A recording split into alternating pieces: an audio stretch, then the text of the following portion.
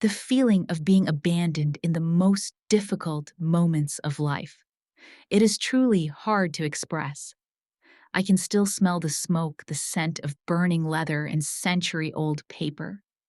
I watched my father feed our family's ancestral ledger, to the flames the book that held the names of every soul who came before me. The ink of our history curled into ash. He never looked at me, not once. He just kept feeding the lies page by burning page until the foundation of who I was gone. They thought they had buried an inconvenient truth. What they didn't know was that they had just planted a seed. Hi, I'm Alara. That was the night my family kicked me out onto the humid streets of New Orleans, believing every lie my siblings told them. They had no idea I was pregnant with twins, carrying the bloodline of a billionaire they swore would never stand by me. 5 years later, their gilded world is a ruin, and I'm the only one left with the blueprints to rebuild. Before I tell you how it all happened, I just want to know you're here with me. It means the world to know that a story can travel, especially when it starts from a place of silence. Just drop a listening in the comments, or let me know what city you're in. Thank you. And now, here is how I built a legacy from the ashes they left behind. Before the fire, there was the dust. It was my sanctuary, the grand old Orpheum Theater on a forgotten corner of Rampart Street. I'd stand alone in the center orchestra in what felt like the ribcage of a slumbering giant and just breathe. The air was thick with the sweet, sacred scent of decay, damp plaster, rotting velvet, and the ghosts of a million forgotten performances. To anyone else, it was a wreck, a teardown. To me, it was a body, waiting for its soul to be called home. I was a soul doctor for buildings. I ran my hand along a section of the proscenium arch, my fingers tracing the bumps and grooves under a century of grime. I could see it, not the ruin, but the resurrection. I could see the gas lamps flickering back to life, hear the phantom rustle of an audience settling into their seats, feel the floorboards hum with the first note from the orchestra pit. This was my gift, or my curse, to see the beautiful bones beneath the skin of the world. That afternoon, a sliver of stubborn Louisiana sun cut through a boarded-up window illuminating a section of wall near the stage that had always looked wrong. A flat, featureless patch of plaster that didn't match the building's Beaux-Arts DNA. On a hunch, I took the small pry bar from my bag and gently worked at the edge. The plaster flaked away, then broke off in a sheet, revealing not brick but a hollow space behind it.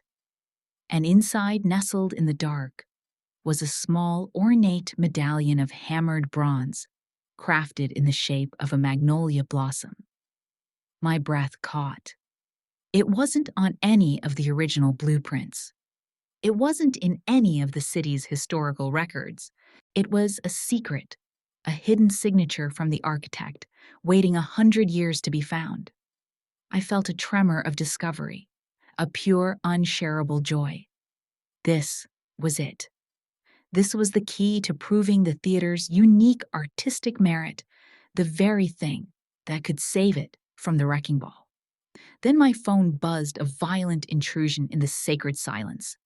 The screen read, "Catherine Vance, my mother." I answered, and her voice cool and precise as chiseled ice cut through the dusty air. "Elara, dinner is at 7. It is not a request." The line went dead. I looked at the beautiful bronze magnolia in my palm, then at the phone in my other hand. The joy vanished, replaced by a familiar heavy dread. I carefully wrapped the medallion in a cloth and placed it in my bag. It was time to leave my sanctuary and return to my gilded cage. The Vance family dining room wasn't a place for nourishment. It was a theater for performing perfection. We ate in a beautiful cold mausoleum of mahogany and crystal, where the silence was polished as brightly as the silver. My father, Lawrence Vance, presided from the head of the table, a king, surveying a kingdom built on ruthless real estate deals. On his right, my brother Alistair wore a smirk that never quite reached his eyes. On his left, my sister, Seraphina, radiated a practiced brittle grace, a diamond that would cut you if you held it wrong. I decided to be brave. It was a stupid decision, but hope is a stubborn weed. Father! I began, my voice sounding small in the cavernous room. I was at the Orpheum today. I finished my preliminary proposal for its restoration. For a moment, I had his attention. I spoke with all the passion I had, describing the theater, not as a failing property, but as a cultural landmark, a future hub for New Orleans artists. I told him about my discovery, the bronze magnolia, the proof of its unique heritage. It could be a legacy project. I finished, my heart hammering. Something the Vance name is remembered for, besides another glass and steel high-rise. He listened. He leaned forward, his eyes narrowed in concentration, and he nodded slowly. It was more encouragement than I'd received in a decade. A dangerous warmth spread through my chest. He sees it, I thought. He finally sees me. The moment I finished speaking, he leaned back. He didn't look at me. He looked at my siblings.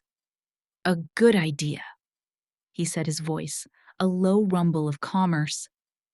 Alistair, run the numbers on commercial viability. I want to see a full profitability projection by Friday.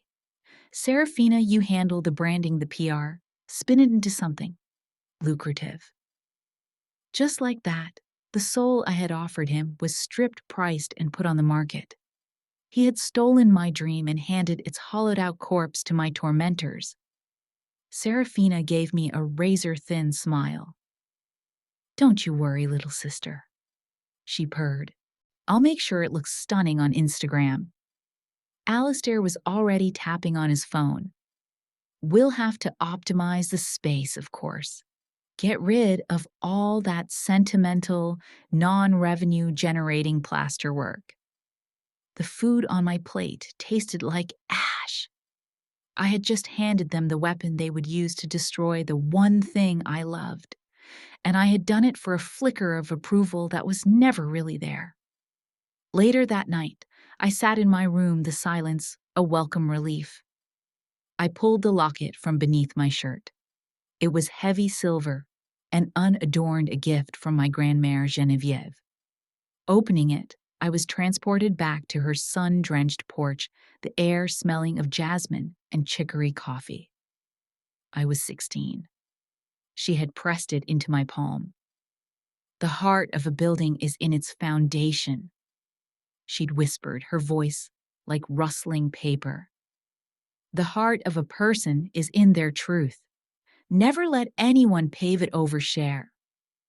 Her words were the only foundation I had left.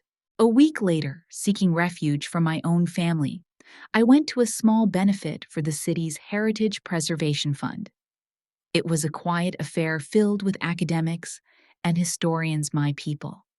And that's where I met Julian Devereaux.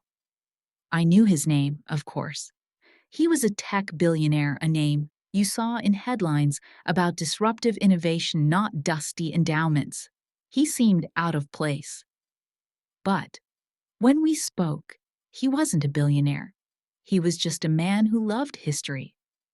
He asked me about the Orpheum, and for the first time in days, I spoke without fear. I told him about the construction techniques, the forgotten histories, the stories the walls would tell if someone would only listen. He listened with an intensity that made me feel seen. It was a powerful, intoxicating feeling. A city that bulldozes its history has no future, he said, his eyes holding mine. If you have a project you believe in, My family's foundation is always looking for anonymous passion investments. Send me your proposal." My heart soared. This was it. A real chance. An ally. I promised I would send him the full detailed plan for the Orpheum. I was so lost in the moment, so buoyed by this unexpected connection, that I never saw my sister Seraphina standing in the shadows of the courtyard, half hidden by a potted fern. I never saw her watching us. Her eyes narrowed a cold, calculating smile, playing on her lips as she overheard the name Julian Devereux. I never knew that the seed of my salvation had just become the seed of my destruction. The next few weeks were a blur of frenzied work. I barely slept. My world shrank to the dimensions of my drafting table, covered in sketches, historical maps, and material analyses. The hope Julian had given me was a fire in my veins. This wasn't just a proposal anymore. It was the fight of my life. The blow came on a Tuesday morning. I was checking the public docket on the City Planning Commission's website, and my blood ran cold. There it was, the Orpheum at Vance Plaza. A new project proposal submitted by Vance Enterprises. The applicants of record, Alistair Vance and Seraphina Vance. They had taken my concept, my location, my discovery, and beaten me to the punch. For an hour, I just sat there numb. They hadn't just stolen my idea, they had stolen my voice. But then the numbness gave way to a cold, hard rage. Grand-mère's words echoed in my mind. Never let them pave it over.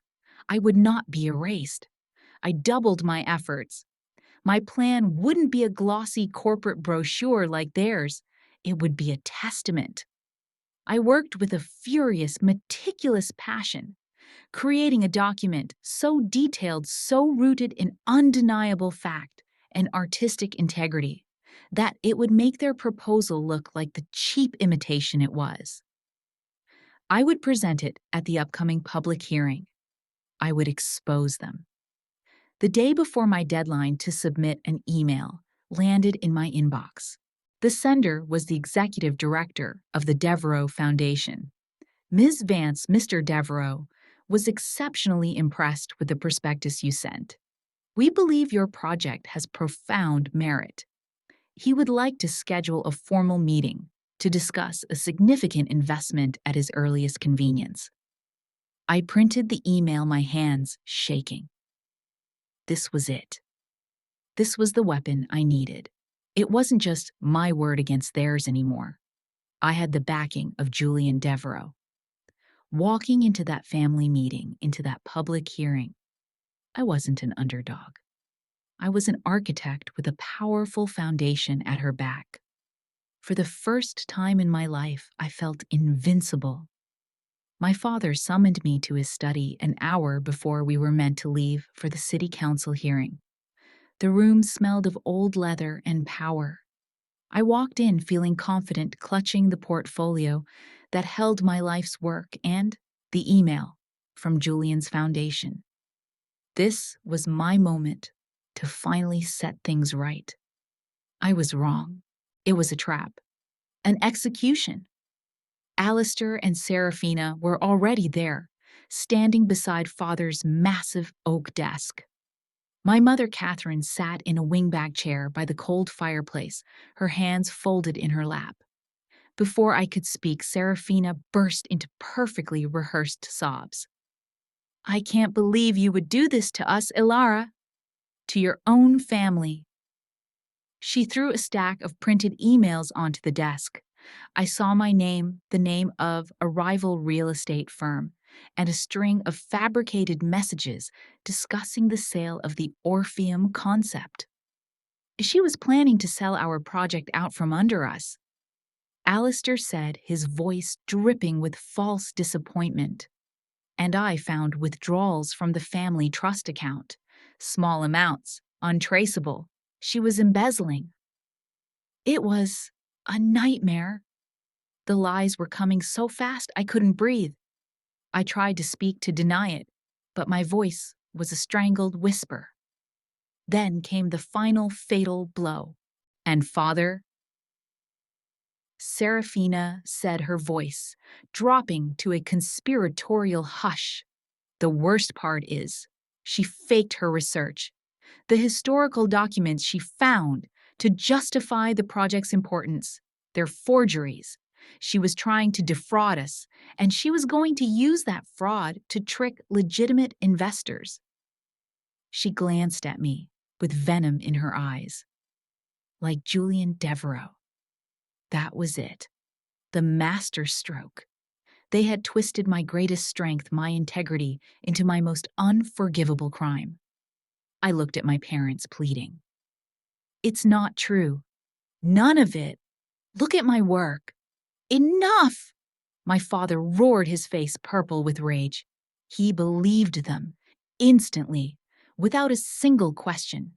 He saw only the betrayal they had so perfectly engineered. He strode to the ornate safe behind his desk, pulled out the thick, leather-bound ancestral ledger, and walked to the fireplace. My heart stopped. "No, father. Please." He tossed the book into the grate and lit a match. The old pages filled with the cursive of generations, advances began to blacken and curl. "The legacy of this family has no place for liars," he snarled. I looked at my mother. She just stared at the fire, her face a blank mask. Her silence was the cruelest cut of all. My father turned to me, his eyes cold stone. "You have 1 hour to pack a bag and get out of this house. You are no longer a Vance." I don't remember walking out. I just remember the click of the heavy front door shutting behind me, a sound of absolute finality.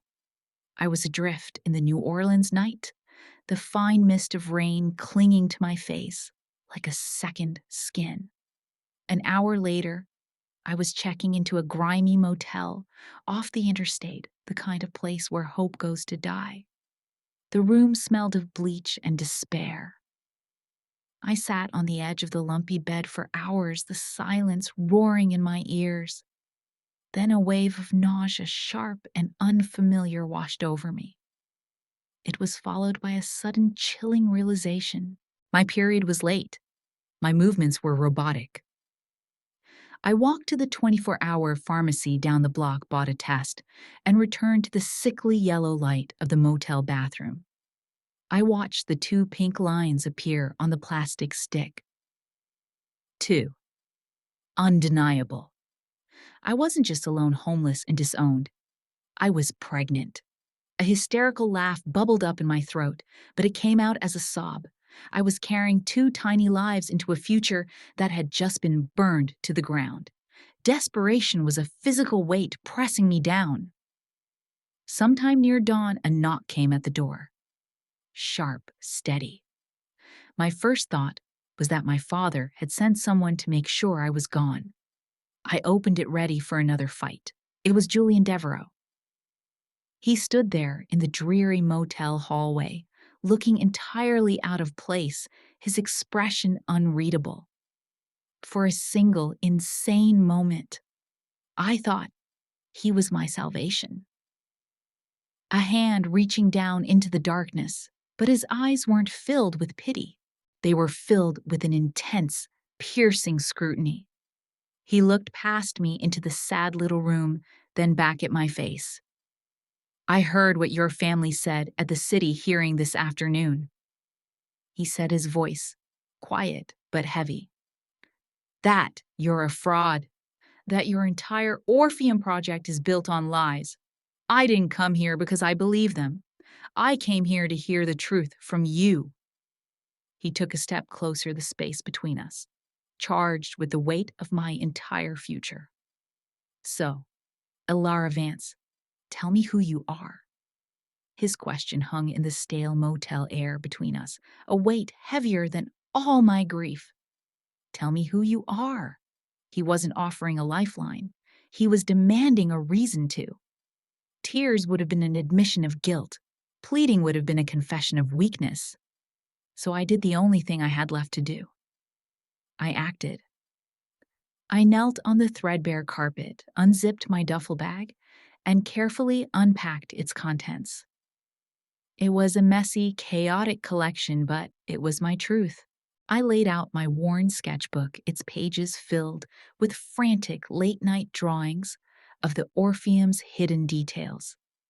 I placed the small, heavy weight of the bronze magnolia medallion on the floor beside it. I unrolled the crinkled blueprints I had spent months perfecting. I lined up the small baggies of plaster dust and wood shavings I'd collected for analysis. My voice, when it came, was steady. I didn't talk about my family. I didn't talk about their lies. I talked about the work. This is a load-bearing wall they called decorative. I said, my finger tracing a line on a sketch. The original architect used a counter-levering technique that was a decade ahead of its time. My brother wants to tear it down to optimize space. I showed him the magnolia. They called my research a fraud. This medallion was sealed behind a false wall for 100 years. It's a maker's mark, a secret signature. It proves the building's provenance beyond any doubt. I spoke for nearly an hour in the dim, miserable room. I gave him a master class in architectural history, in structural integrity, in the soul of a building they wanted to pave over for profit. I wasn't a victim pleading her case. I was an expert defending her dissertation. When I finished, the silence returned, but this time it was different. Julian's expression of scrutiny had melted away, replaced by a look of profound, quiet admiration. "I believe you," he said, and the words were like oxygen to a drowning woman. I felt my tightly coiled spine finally begin to relax. He was going to help me. I was saved.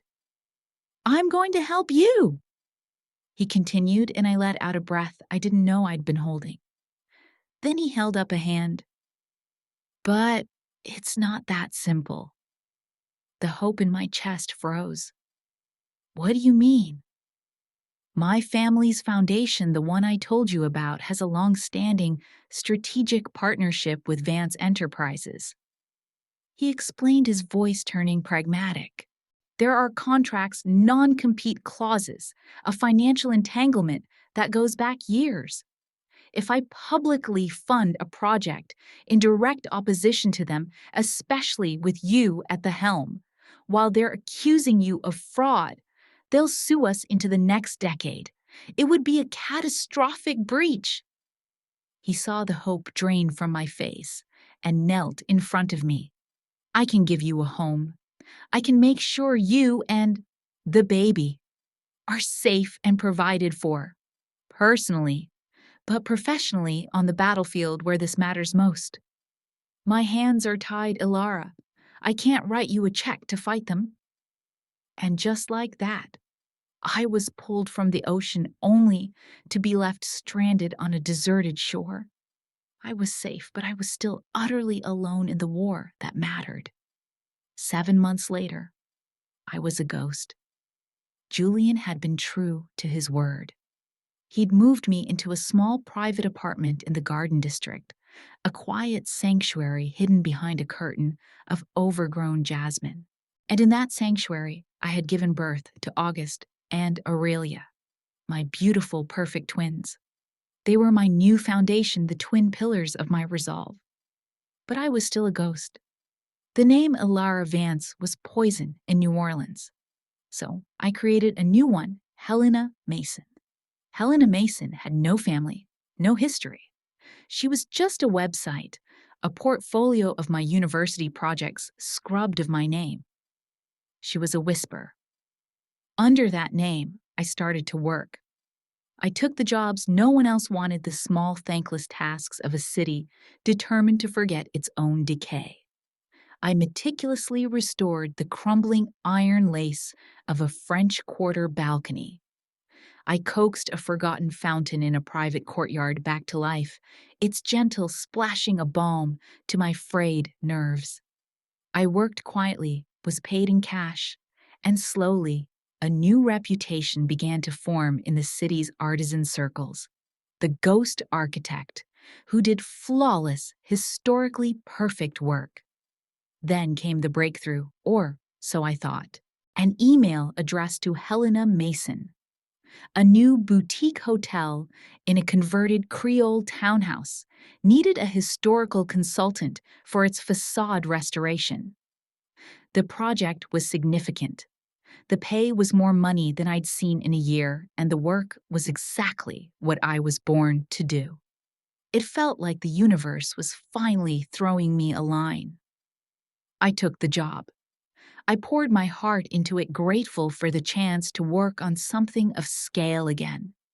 I spent weeks on site developing a plan that was both beautiful and structurally sound, feeling the spark of my old self returning.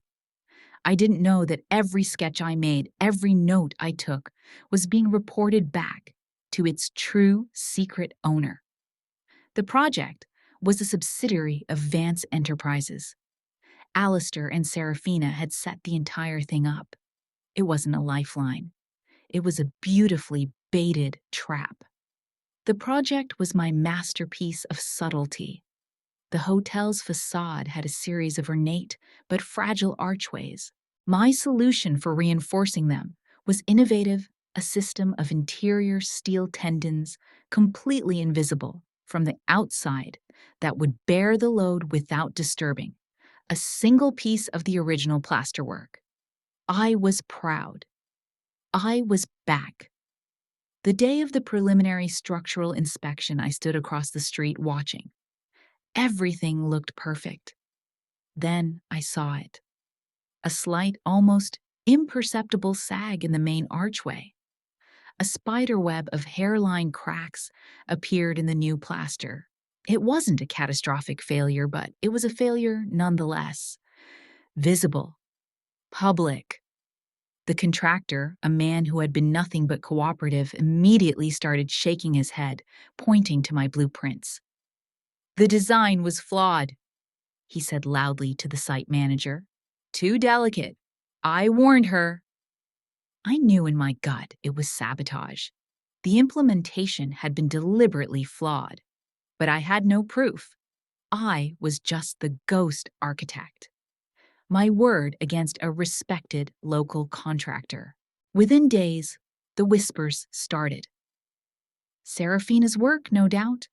I'd overhear them at the architectural supply store. Heard that Helena Mason woman almost brought down the whole front of the new St. Charles Hotel. An industry blog published a blind item about an anonymous expert whose ambitious designs failed to meet real-world standards. The name Helena Mason, which had just begun to mean quality, was now synonymous with incompetence. The trap had sprung.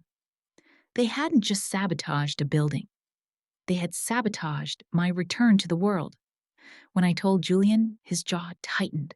The quiet fury in his eyes was terrifying. "They will not bury you again," he said. The next morning, he hired the best private investigator in the state. "Dig into every corner of Vance Enterprises," he instructed. "I want to see the rot in the foundation." The investigator found the rot. He found proof that the contractor was on my family's payroll. But he also found something else. A name. Marcus Thorne, a brilliant senior architect who had been the heart of Vance Enterprises for 2 decades, until Alistair had unceremoniously fired him 2 years ago to make way for his own vision. Marcus Thorne, the investigator noted, was the man who had designed the foundations for every major Vance project for the last 20 years. He was the man who knew all their secrets. Marcus Thorne was a man living in a self-imposed exile. We found him in a small, cluttered workshop on the West Bank, surrounded by magnificent, hand-carved wooden models of buildings that were never built. He was thin-tired, and the moment we mentioned the Vance name, his eyes shuddered. I have nothing to say, he said, turning his back on us. Julian started to talk about money, about compensation. I put a hand on his arm to stop him. This wasn't a problem money could solve. I walked over to Marcus's workbench and unrolled my original hand-drawn plans for the Orpheum Theater.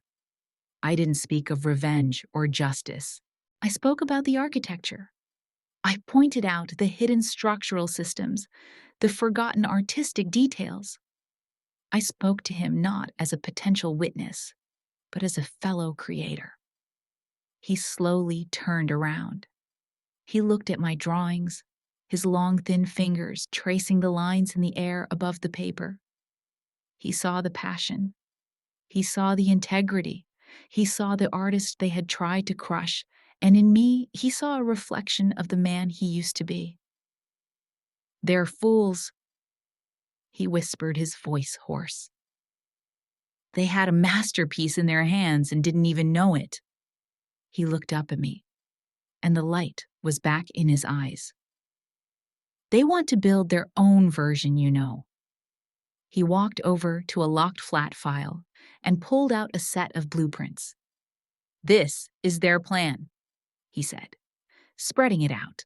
It was a gaudy, commercialized mockery of my vision. But that wasn't the secret. Alistair's a gambler. Marcus explained, his finger tapping a section of the foundation plan. Not with cards, but with risks. To cut costs and fast-track the schedule, he's using substandard steel supports and a cheaper concrete mix for the foundation. He bribed a city inspector to sign off on it. He looked me straight in the eye. "From the outside, it will look magnificent. But its foundation? It's rotten to the core, just like them." He handed me a folder, thick with internal memos and falsified materials reports. It was the truth. It was the bomb that could blow their empire apart. As if on cue, Julian's phone buzzed. He looked at the screen. "Well," he said with a grim smile, "the stage is set." He showed us the email. It was the official announcement for the annual New Orleans Heritage Preservation Gala. The keynote speaker, who would be unveiling the visionary new Vance Orpheum project to the world, was Serafina Vance. We all knew in that moment where this war would be fought. The weeks leading up to the gala were a whirlwind of strategy. Our little apartment became a war room. Marcus, invigorated, helped me refine my evidence into a presentation, so clear, so damning, that no one could deny it. Julian worked his connections, ensuring a few key members of the press would be in attendance. We had the truth on our side. We felt ready. We were naive. The day before the gala, a courier delivered a thick envelope to my door. Inside was a cease and desist letter from a team of lawyers that cost more per hour than I made in a month. It accused me of corporate espionage, of conspiring with a disgruntled former employee, Marcus, to steal trade secrets. It threatened to sue me into oblivion if I uttered a single word against Vance Enterprises. They knew. Somehow, they knew. And they had fired the first shot, a legal missile designed to silence me. Before I could even process the threat, my phone lit up with a notification. Julian sent me a link to a newly published article in a glossy society magazine. The headline read, "Serafina Vance on Legacy Leadership and the Pain of Family Betrayal." I read it, my hands shaking with rage. She never mentioned my name. She didn't have to. She spoke beautifully about the heavy burden of carrying a family legacy. She hinted at jealousy from those closest to you, and the terrible pain of having a loved one who cannot share in your joy. She painted herself as a graceful, forgiving victim, and me, the unseen reader, as a bitter, unstable pariah. It was a brilliant, vicious move. They had legally gagged me and publicly assassinated my character before I had even entered the arena. I was cornered, silenced, and prejudged. Checkmate. The air in the apartment was thick with defeat. The legal threat lay on the coffee table like a viper. Marcus was pale, pacing back and forth. They'll ruin me, Alara. They'll say I broke my NDA. I could lose my pension. Even Julian looked grim. They're playing dirty, he said, his voice low. If you go forward with this and lose, they will use this letter to take everything from you, what little you have left. He looked at me, his eyes full of concern. Are you sure this is a fight you can win? His question hung in the air. Was I? I was a ghost with a borrowed apartment, a disgraced architect with a folder full of proof that might never see the light of day. They were an empire with an army of lawyers. Then from the other room, I heard a soft cry. Aurelia was waking up from her nap. I walked into the nursery and looked down at my children, sleeping in the soft glow of the nightlight. August's tiny hand was curled into a fist, Aurelia's lips parted in a silent dream. This was never about a building. It was about the foundation I was leaving for them. Would I teach them that the truth should be silenced by fear, that bullies with money always win? Or would I teach them that you stand up, even when your legs are shaking, and you speak your truth no matter the cost? I ran my thumb over Grandmare's locket. Never let them pave it over. I walked back into the living room. Marcus and Julian looked at me waiting. I'm not backing down, I said, and my voice held no tremor of doubt. The gala was an ocean of champagne and Chanel. The city's elite floated through the grand ballroom of the St. Charles Hotel, oblivious to the war about to unfold. On a massive screen above the stage, Serafina's professionally shot portrait smiled down on them all. She took the stage to a wave of applause, looking every bit the radiant savior of the city's heritage. A building is not just brick and mortar. She began, her voice smooth as silk, speaking the very words I had written in my original proposal. It is the heart of a city's story. As her stolen words filled the room, the main doors of the ballroom swung open. I walked in. I wasn't wearing a gown. I wore a sharply tailored navy blue suit, my hair pulled back severely. Armor. By my side was Julian, his presence a silent statement of solidarity. Behind us walked Marcus Thorne, his face etched with a newfound resolve. And behind Marcus was a woman with a press pass clipped to her blazer, a notepad in her hand, a nationally respected architectural journalist Julian had called in as a favor. We didn't come to plead. We came to testify. Across the vast ballroom, I saw my sister's face on the giant screen. As she saw us, the flow of her perfect speech faltered. Her gracious smile froze, then tightened, a hairline crack appearing in the flawless facade. The battle was no longer in the shadows. We had brought it into the light. For a moment, the entire ballroom held its breath. Serafina, frozen on stage, recovered first. She let out a small, condescending laugh. Security, she said, her voice tripping with pity. It seems we have a guest who is unwell. Could someone please help her find her way out? Two large men in black suits started moving toward me, but they stopped as the journalist by my side casually lifted her press pass into the light. Marcus Thorne took a step forward, and a murmur went through the crowd. His reputation as an architectural purist was legendary. The event's moderator, a savvy woman who could smell the story of a lifetime, intervened smoothly. Perhaps, she said, gesturing to a technician, Ms. Vance has a different perspective on heritage she'd like to share. Let's give her the floor. A microphone was in my hand. A cable was connected to my laptop. My screen was now their screen. Serafina's glamorous headshot vanished, replaced by the cold, hard lines of a structural analysis report. I didn't raise my voice. I didn't need to. The evidence spoke for itself. This is a report on the specified grade of steel for the new foundation. I said, my voice clear and steady. A red circle appeared around a number.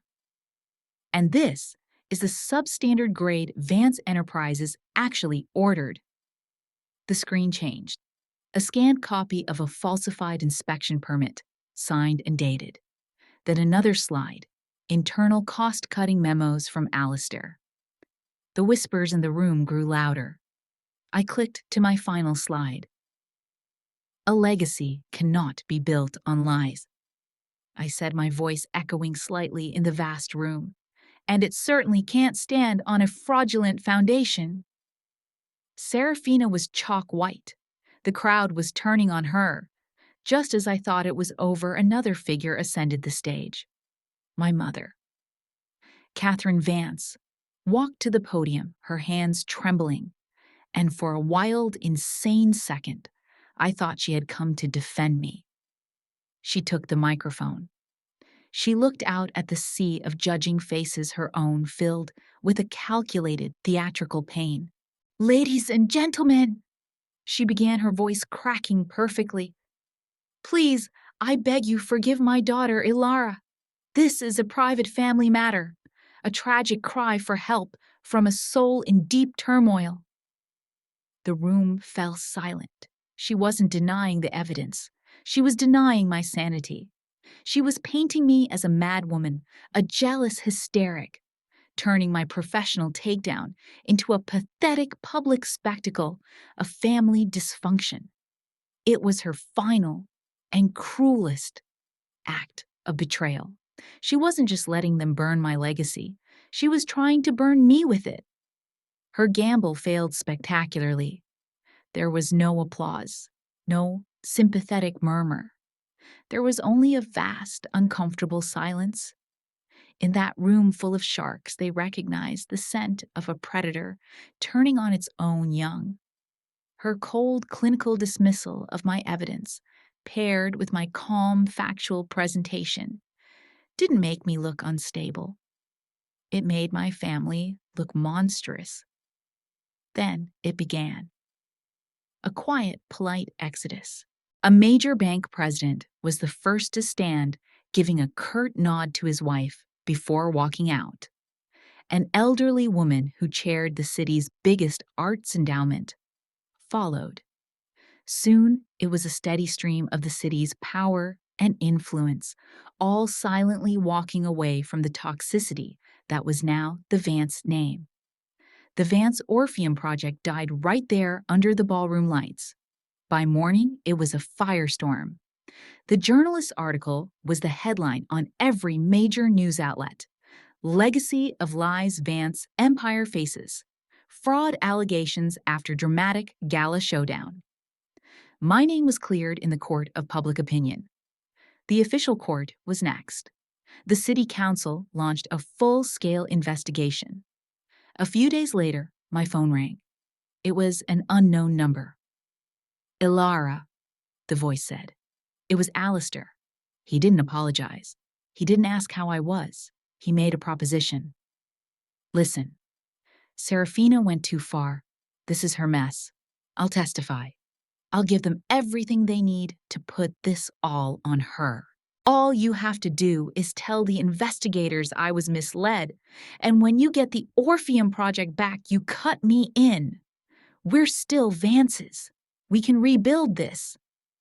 I held the phone, listening to the sound of a rat trying to chew its way off a sinking ship.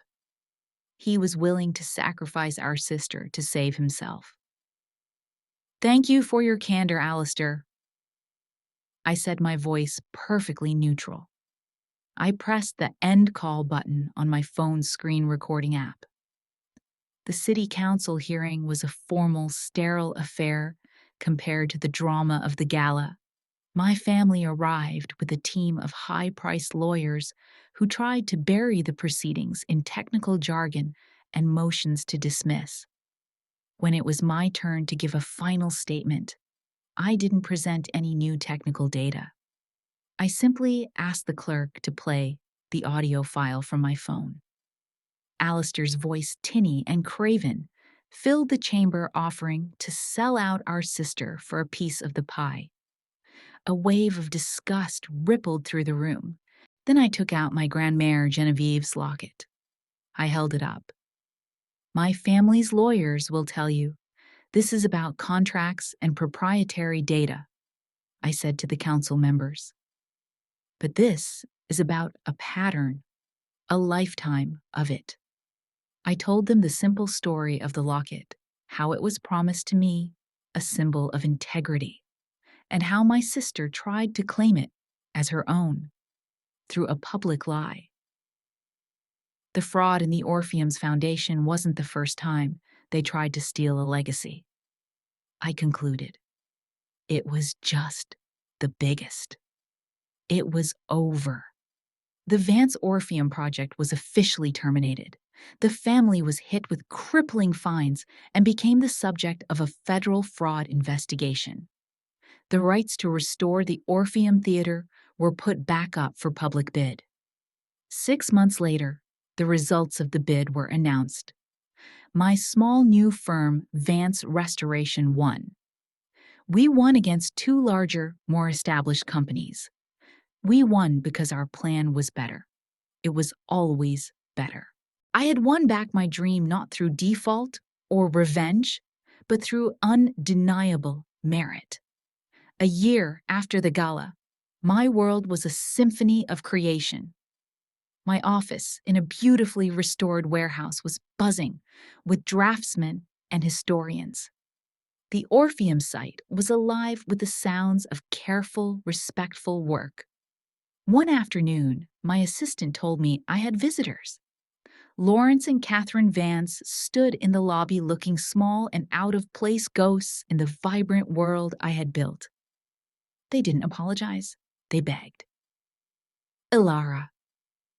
My father began, his voice thin and trembling. The banks. They're taking everything. The house. Your brother has no prospects, my mother added, her eyes avoiding mine. Think of the shame. We're still your family. They wanted me to use my influence, Julian's money, to stop the bleeding. They wanted me to save them from the consequences of their own actions. The moment promised by the title of my life story had arrived. I listened patiently until they were finished. I felt no anger, no satisfaction, only a vast, quiet clarity. I cannot give you money or power, I said, my voice gentle but firm. But I can offer you a chance to work. I looked at my father, the man who had burned his family's history. I have a contract position open on the Orpheum project, I said. Cataloging and digitizing the theater's historical archives. It requires meticulous attention to the past. I turned to my mother, the woman who had stood by and watched. The theater's new community outreach program needs volunteers for its board. You would be helping bring the arts to underserved neighborhoods. It wasn't forgiveness. It wasn't revenge. It was a constructive justice, a chance for them to engage with the very values, history, community, integrity that they had tried so desperately to destroy. They stared at me, horrified. The thought of such charity, such humble work, was more humiliating to them than bankruptcy. My father scoffed. My mother shook her head in disbelief. And without another word, they turned and walked out of my life, choosing to embrace their void rather than rebuild from the ground up. 3 years later, the Orpheum Theater reopened. It wasn't just restored. It was reborn, a shining beacon on Rampart Street, its bronze magnolia medallion gleaming above the entrance. On stage, under the warm glow of the lights, I looked out at the packed house. Julian sat in the front row, his hand resting on our daughter Aurelia's shoulder, while our son August fidgeted with his bow tie beside him. Earlier that day, we had held a small ceremony to place the new cornerstone. Inside the time capsule, I had placed three things: a copy of my original hand-drawn blueprints, a small framed photo of myself, Julian August and Aurelia, and my grandmère Genevieve's locket. The Vance ledger was ash, but a new legacy was now sealed in stone. I finished my speech and walked down from the stage into the arms of my family. I looked up at the magnificent arches, the soaring ceilings, the masterpiece I had brought back from the dead. Then I looked at the beautiful, real, loving family I had built from scratch. Some foundations, I thought, are meant to be shattered so that something true can be built in their place. And so that's my story. It was never really about the theater. It was about what happens when your foundation is shattered by the very people who were meant to protect it. The hardest lesson was learning that sometimes the family you are born into is a story you have to learn to leave behind. And that finding your own peace on your own terms is a victory that has nothing to do with forgiveness. If you've ever had to fight for your own truth or build your own sense of home after the first one broke your heart, I see you. Just comment yes below. Let's remind each other that acknowledging the ruins is the first step to building something beautiful and new. Thank you for hearing me.